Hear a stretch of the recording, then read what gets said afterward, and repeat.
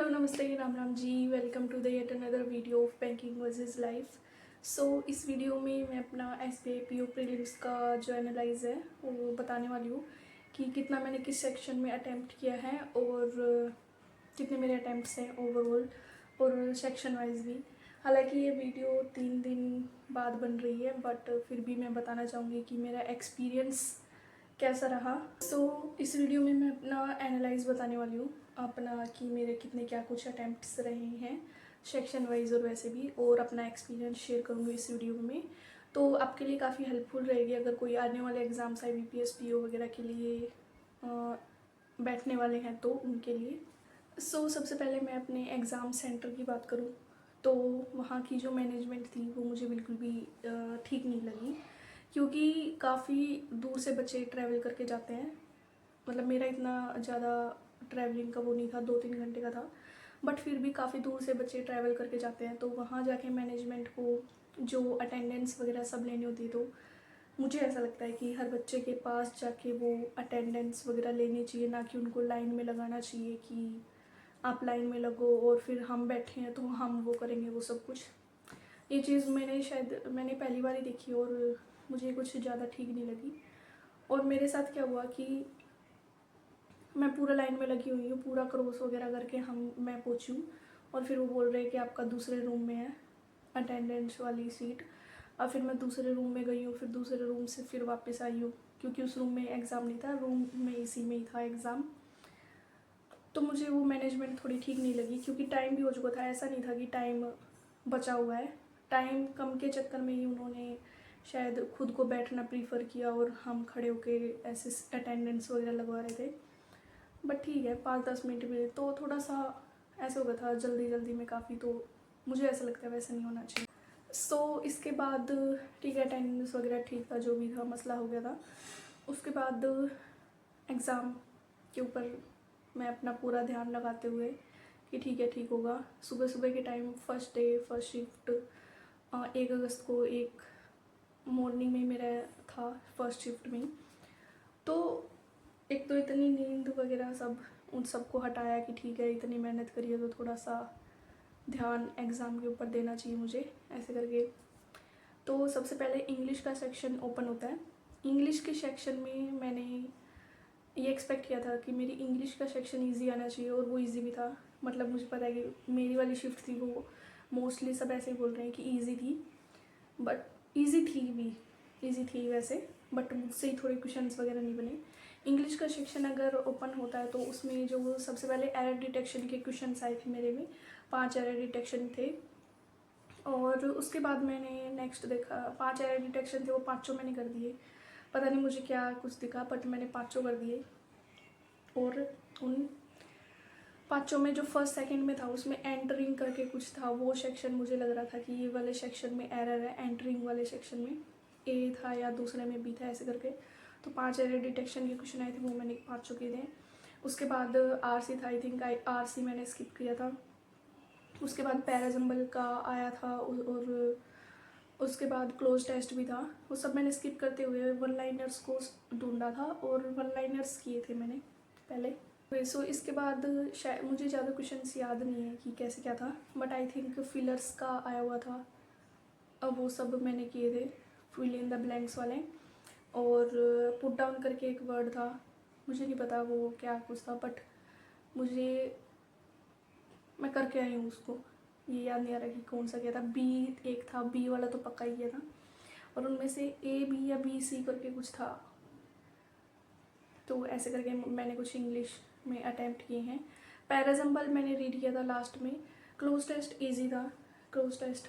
बाकी इंग्लिश का जो सेक्शन था, मेरे सांस चढ़ रही है। इंग्लिश का जो सेक्शन था वो ईजी था, ओवरऑल मुझे ईजी लगा। इंग्लिश का सेक्शन बस मुझे RC डिफ़िकल्ट लगा मेरे साइड से, क्योंकि RC की जो लैंग्वेज थी वो मुझे समझ में नहीं आई, और बाकी सब इजी लग रहा था मुझे। क्लोज टेस्ट इजी लग रहा था, पैराजम्बल भी इजी था। उससे पहले मैंने RC करने का कोशिश किया कि RC शायद मैं कर लूँ पैराजम्बल को छोड़ के, क्योंकि पैराजम्बल में गलत होने के चांसेस काफ़ी ज़्यादा रहते हैं, इसलिए। मैंने पैराजम्बल का हालांकि RC उससे पहले किया था, तो आरसी में मैंने शायद 2 या 3 क्वेश्चन किए होंगे, उनमें भी मेरे को डाउट है कि ये मेरे ठीक होंगे कि नहीं होंगे।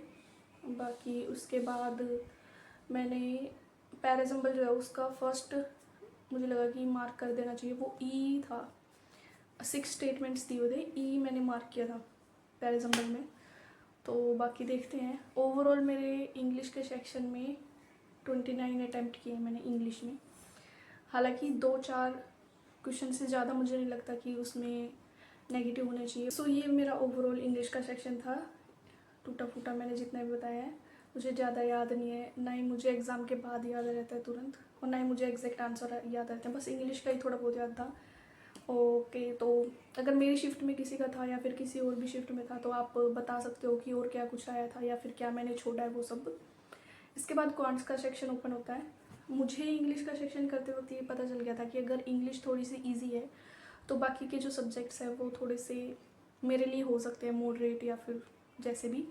सो क्वांट्स का सेक्शन ओपन होता है, तो क्वांट्स के सेक्शन को मैंने पूरा पहले फर्स्ट से लेकर 30 तक देखा था, क्योंकि मुझे ये था कि मुझे जो आता है पहले मैं वो करूँगी, डीआई उठाऊँगी या कैसे कुछ।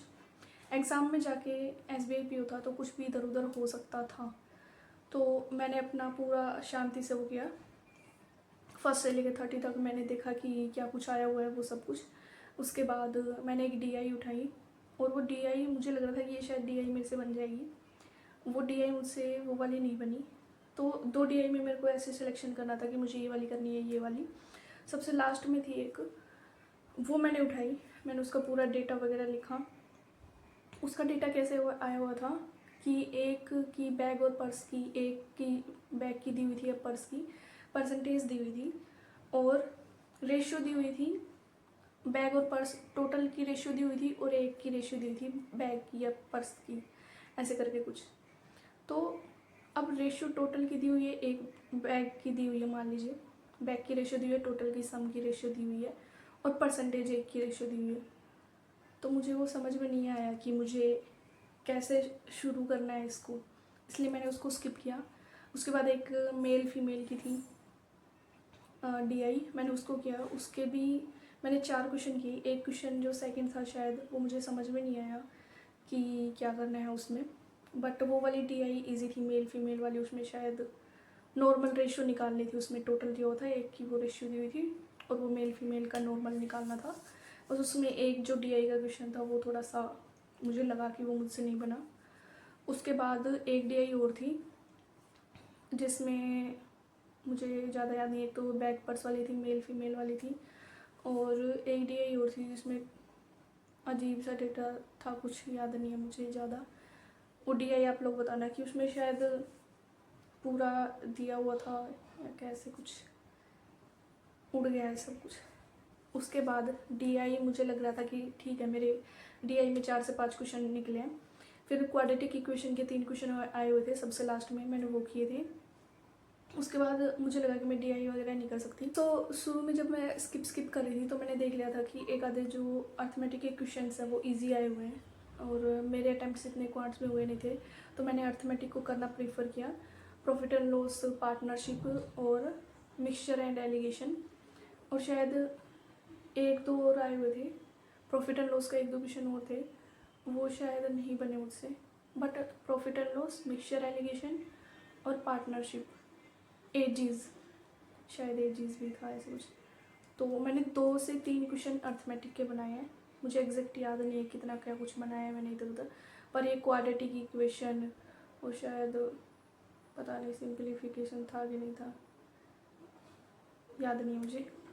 बट ओवरऑल मेरा क्वांट्स में ये सारे 2-3 अर्थमेटिक और डीआई वगैरह क्वाड्रेटिक वगैरह लेके 1-1, 2-2 नंबर के करके 12 क्वेश्चन मेरे इसमें बन गए, जिसकी खुशी मुझे बहुत है कि शुक्र है इतने तो बने। वरना अगर मैं आपको अपने लास्ट ईयर के अटैम्प्ट्स की बात बताऊं तो वो बहुत ज़्यादा कम थे। लास्ट ईयर का 2025 वाला नहीं दिया था, हालांकि 2025 में हुए थे दोनों, बट जो 2024 वाला था एसबीआईपीओ, उसी टाइम ये जो पैटर्न चेंज हुआ था, 40 क्वेश्चन आए थे उस टाइम पर।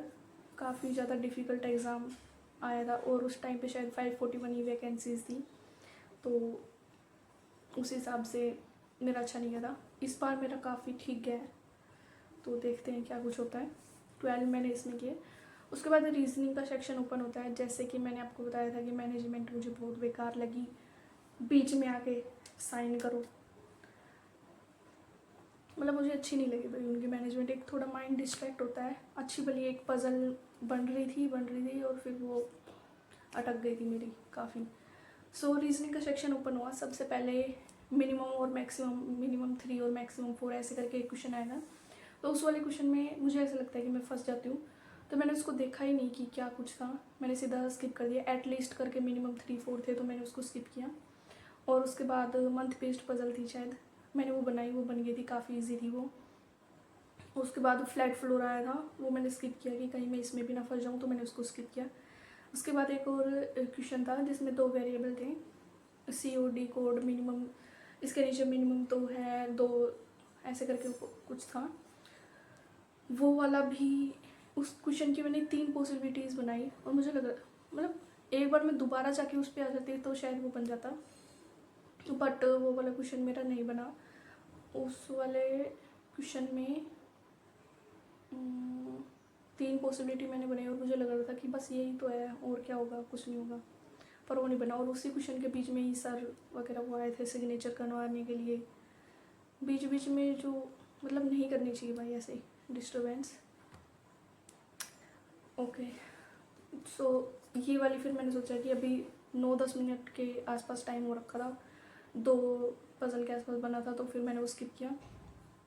उसके बाद पता नहीं कौन से क्वेश्चन आए हुए थे, पर मैंने वो बनाए, एक और बनाया उसके बाद, और मेरी वो COD वाली नहीं बनी। फिर मैं दोबारा गई फ्लैट फ्लोर वाले पे, लास्ट में 3-4 मिनट मेरी बची हुई थी, तो मैं उस पर फ्लैट फ्लोर वाले पे गई। तो उस पर मैंने देखा कि भाई मैंने उसको बनाया तो वो बन गया था 1-2 मिनट में ही जल्दी बन गया था मेरा वो। और फिर उसको मैंने टिक कर दिया। फिर लास्ट में मैं और बना रही हूँ कि मेरी शायद ये बन जाए, पर वो नहीं बनी, जिसकी वजह से मेरे रीजनिंग में 19 ही अटैम्प्ट हुए। और एक बैकवर्ड फॉरवर्ड वाला था, तो वो मैंने बनाया था, उसमें शायद 2 बन रहा था आंसर। अगर आप लोगों में से किसी ने किया है तो वो ज़रूर बताना। और मेरे वाले हॉल में इतनी गंदी गर्मी तो खैर थी, मैं प्रिपेयर थी कि भाई ठीक है पसीने वसीने आएंगे तो कोई टेंशन नहीं है, मैं कर लूँगी, बट एक दिमाग में चढ़ जाती है कि आप वाला रूम तो इतना गर्म है और दूसरे वाला का रूम इतना ठंडा है, बहुत बुरा लगता है। खैर एग्ज़ाम जैसा भी तो ओवरऑल 60 अटैम्प्ट्स हैं मेरे। बाकी अभी देखते हैं कि एग्ज़ाम रिज़ल्ट तो आ ही जाएगा इस वीकेंड तक। एक NICL असिस्टेंट का फॉर्म निकला हुआ है, तो उसका आप लोग मुझे कमेंट सेक्शन में बताना कि एग्ज़ाम कैसा होता है, मैं फ़िल करूँ या ना फ़िल तो मुझे लग रहा है मैं करना चाहिए मुझे। बाकी आप लोग बताना कि कैसा आता है वो। और इसके अलावा अपने कमेंट्स में अपने जो अटैम्प्ट्स है वो शेयर करना। और बस यही है। एग्ज़ाम ठीक ठाक गया है, बाकी मेंस वगैरह के लिए देखते हैं, अभी IBPS PO के लिए प्रिपेयर करते हैं। और मैं भी मॉक का स्कोर वगैरह जब जो है वो सब भी शेयर करूँगी, आप लोग अपने अटैम्प्ट्स बता देना और आपका एक्सपीरियंस कैसा रहा। ओवरऑल एग्ज़ाम इजी था, मेरी शिफ्ट वाला इजी था, बस मुझे ही थोड़ा हार्ड लगा। DI वगैरह की प्रैक्टिस मुझे करनी चाहिए। मैंने वो मैराथन वगैरह देखी थी, मुझे नहीं लगता कि उसमें से कुछ आया था, मैंने ऐसे ही देख ली। मुझे थोड़ा रिलैक्स करना चाहिए था। एक तो मैंने सुबह सुबह भी इतनी क्लास ले ली थी क्वांट्स की, मुझे लगा क्वांट्स में तो 15-20 क्वेश्चन करके आएंगे, 20+ सोच रही थी मैं क्वांट्स में कि मुझे 20+ करके आने, पर वैसा कुछ नहीं हुआ। खैर रीजनिंग और लेट उठती है, एग्ज़ाम से 1 या 2 दिन पहले तो पढ़ना ही नहीं चाहिए। मेंस के टाइम पे मुझे ऐसा लगता है कि 2 दिन पहले ही पढ़ना छोड़ देना चाहिए, करंट अफेयर को छोड़ के उसका रिवीजन आप कर सकते हो ऐसा लगता है, बट मेंस के टाइम पे नहीं करना चाहिए। 2 दिन पहले छोड़ दिया करूँगी मैं आगे से पढ़ना।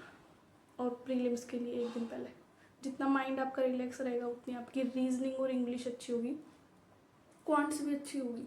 जितना माइंड रिलैक्स रहता है उतने अच्छे से आप उतनी स्पीड से आप करवाते हो। हालांकि हाथ की स्पीड थोड़ी सी ठीक है, 2 दिन पहले 1 दिन पहले रुक जाती है, बट ये एग्जॉस्टेड रहेगा तो क्वेश्चन ही नहीं बनेंगे, मुझे ये रीज़न लगता है। बाकी आप अपनी राय जो वो बता सकते हो कमेंट सेक्शन में।